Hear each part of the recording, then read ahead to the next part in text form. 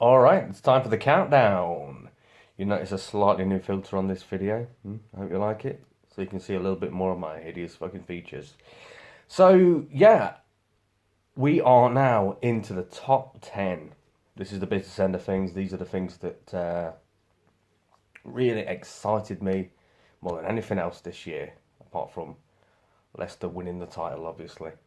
That really does seem like a distant memory at the moment, and no doubt around about 7 o'clock this evening, it'll seem like an even more distant memory, like it never happened.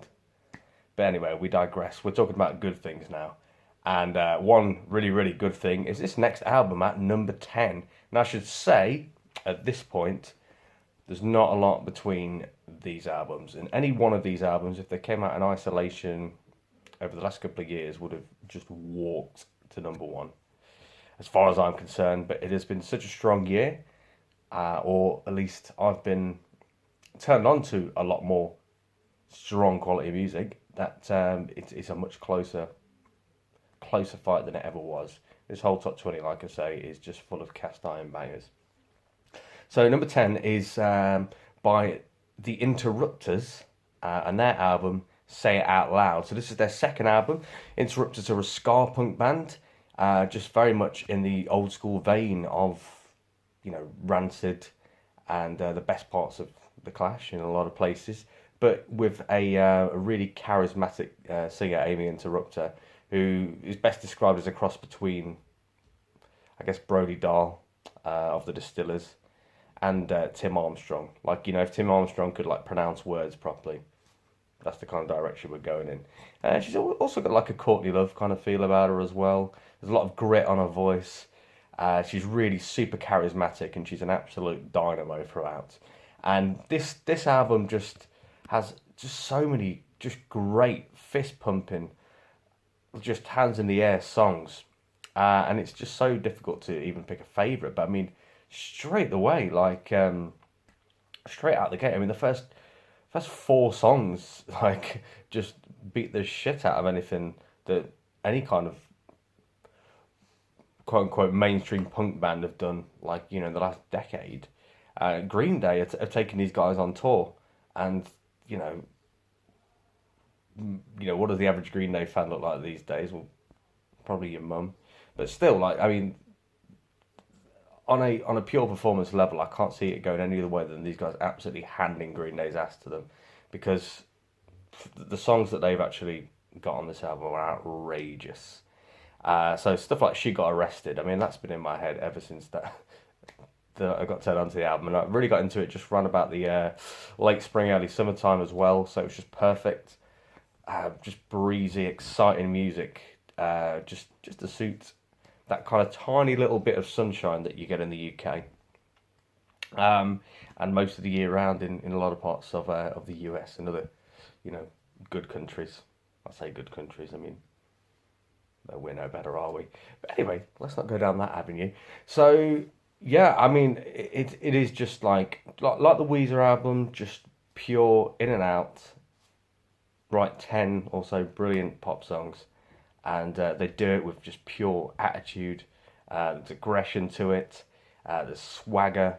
Songs like Turntable and Jenny Drinks have that kind of undercurrent of sadness as well, that kind of wistful kind of thoughts of your friends, at those times in your life where you're just coming of age, as it were, and all you got are your friends. Nothing's really kind of working out, but you cling together, and you have a few beers, and you go to the park and listen to Jimmy Eat World or whatever, which I actually did a few weeks ago.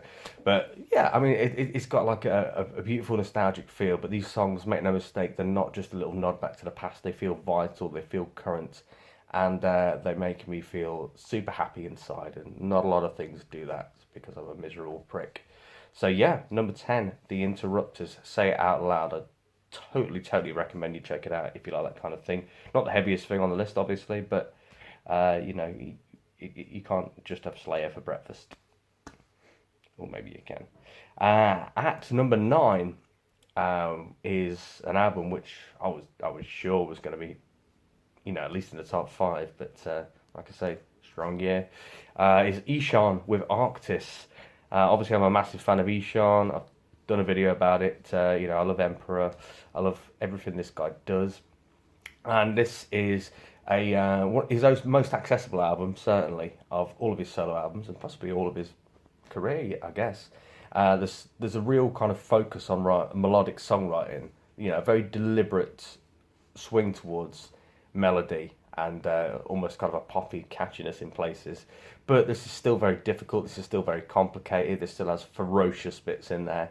It has some great guest spots from, God damn it, I can't remember his name, but he's the lead singer from the band Leprous, who were Ishan's backing band.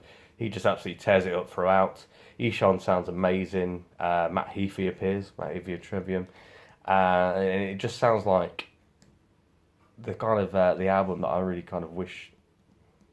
I know I like the new one, but I really wish Opeth was still producing music this kind of complicated and challenging, and with that level of ferocity. This, make no mistake, this is an absolute top quality metal album. In a year of just the business end of metal has been peerless compared to the last few years. So yeah, Ishan Arctis. Yeah, another one that I've talked about at number 8 is Periphery 3 Select Difficulty. Again, just amazing progressive metal, challenging, heavy, creative, but at the same time with massive pop hooks, and that's the difference this time. They've decided just to move away from the conceptual thing, rein the prog in a little bit in here and there, but it's still a very kind of complicated and dense album, and just add massive songs. Like this, there's no reason why a lot of these songs, stuff like Remain Indoors and Catch Fire, couldn't be absolutely gargantuan festival mega hits. And I really hope when they hit the road again, when they start doing the festival circuit, that this really takes them to that next level. And I think it's a direction they should continue to go in, because before then they were a band that I liked, now they're a band that I love. So yeah, Periphery 3 Select Difficulty, top draw. So that moves us on to, gosh, we're really getting into it now. Number 7, which is again an album I haven't discussed at all, and by somebody that's became one of my favourite artists, really over the last year or so.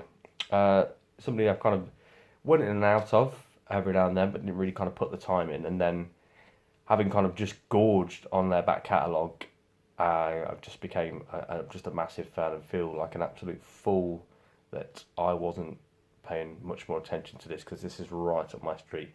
And that's Nick Cave and the Bad Seeds with Skeleton Tree. Just in terms of somebody's pure lyrical ability, that ability to just express emotions and just distill complicated, painful and challenging ideas down to just the most kind of beautiful, simple motifs. Somebody that's expressive to the point of, being a Juilliard trained actor in a way, in the way they act out songs. You don't get much better than Nick Cave. And, this album obviously is born from horrific circumstances, and in a way, it's you try and remove yourself from the context in which something's created and just look at the work. But it is very difficult, and it's going to be very difficult a little bit later on the list to do that. But yeah, this obviously Nick Cave's son tragically died during the recording of this album, and yes, a lot of the material was written, but there was enough of an influence on it that the colours of the work, and this is gut-wrenching album. This is a really difficult listen in places. But there's just a pure, painful human emotion. And Nick Cave, I'm so used to him sounding so swaggery, so kind of just like the alpha male on songs. There's an arched eyebrow. There's a level of kind of just dry humour that he brings to it, along with like a level of menace. But Nick Cave usually is fucking Billy Big Bollocks. But just to hear him sound so fragile, sound so broken in places, And he commented that before they started laying down the vocals, he said, "I really wish I'd kind of worked on my voice and strengthened it just before I hit the studio." But this kind of like hoarse, slightly slightly weak in places, shaky vocal is actually possibly the best vocal performance of his career. It's just absolutely astonishing, and songs like "I Need You" just reveal a level of humanity to him that he so often masks in swagger and bravado and murderous lyrics and just sardonic humor. And yeah, it is just back to front, a really compelling listen. Like I say, it's not easy going in a lot of places, but it is nonetheless a brilliant work. And regardless of the tragic environment that it in a lot of ways was born out of, if you look at it in isolation without hearing the backstory, it is still an astonishing, atmospheric, amazing record, and one that I'm going to be going back to again and again and again in a body of work which is almost peerless. You want to talk about songwriters? We've just lost Leonard Cohen. We lost Lou Reed just over a year ago, I guess. We lost David Bowie.